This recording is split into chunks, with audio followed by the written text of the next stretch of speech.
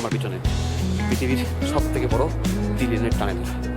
Tunnel দুটো আছে, একটা 980 মিটার, একটা 1550 মিটার। এটা গিয়ে কানেক্ট হয়েছে দিরাঙের সঙ্গে। এই হলো সেলা টানেল। সেলা পাস হচ্ছে তাওয়াংয়ের সঙ্গে বাকি গোটা ভারতের সংযোগ রাস্তা।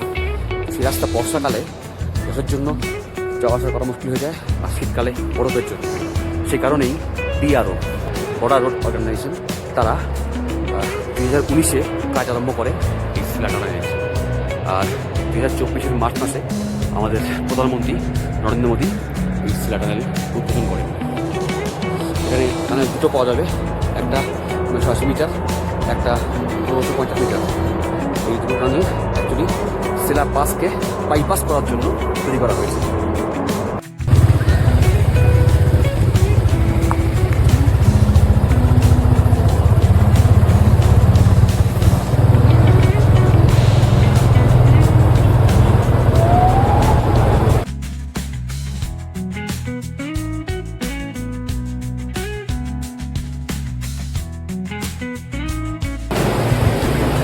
এই টানেলটা 1550, আরও একটা আছে 980। টানেল দুটো আছে, আর এদের মাঝখানে কানেক্টিং রোডটা 1200 মিটার।